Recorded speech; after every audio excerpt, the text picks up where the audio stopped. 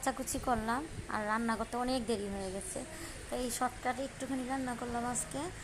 হলো গিয়ে আজকে আমাদের সিলেটের স্পেশাল শুটকির তরকারি, যাকে বলে শুটকির শিরা সিলেটের। তাই পাঁচমিশালি সবজি দিয়ে চিংড়ি মাছের শুটকির তরকারিটা বসিয়ে দিলাম চুলায়। আর এখন আরেকটা কড়াইতে আমি বেগুন ভাজা করব। তার জন্য তেল দিয়ে নিয়েছি, আর এখন বেগুনগুলোকে আমি ভেজে নেব। অল্প সময় যতটুকু করা যায় ততটাই করব আজকে। বেশি রান্না বান্না করব না, হালকা পাতলা কিছু রান্না করব দুপুরের জন্য।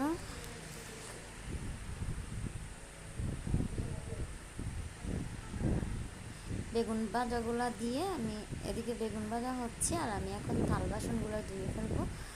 অনেক কাজের চাপ, একা হাতে সব সামলাতে হয়। তাই আর জীবনে যে যাই করেন না কেন সবসময় সত্যের পথে থাকবেন, মিথ্যা কথা কাউকে বলবেন না, মিথ্যা আশা দিবেন না। মিথ্যা এমন একটা জিনিস, মিথ্যা দিয়ে সব কিছুই করা যায়। চাইলে কাউকে মেরে ফেলতে পারবেন, আবার কাউকে বেঁচে থাকার উৎসাহ দেওয়া যায়। মিথ্যা এমন একটা জিনিস। সবসময় সত্যের পথে থাকবেন, ইনশাল্লাহ সবসময় ভালো থাকবেন।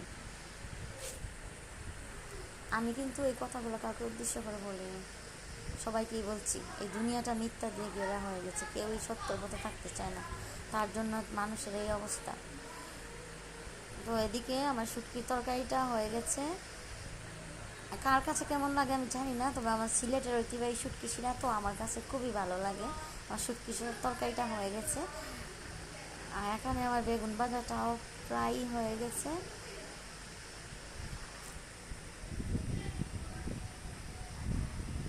দুপুরে রান্না করতে অনেক লেট হয়ে গেছে, আমি এখন বাচ্চাদের নিয়ে খাবো। আর কালকের দুপুরে রান্না করা কিছু গরুর মাংস ছিল, এটা এখন আমি গরম করে নেব।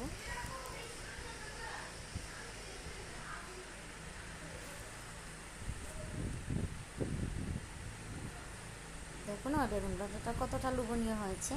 আর আমাদের বাসায় দেখুন আমার ছেলের সাথে আরেকজন হুজুর চলে আসছে, দুইজনে কি দুষ্টামারি না করতেছে, আমার মাথা খেয়ে ফেলছে দুজনে। আর এখন আমি দুজনকে নিয়ে খেতে বসবো। সবাই ভালো থাকবেন, সুস্থ থাকবেন, খুদা হাফেজ।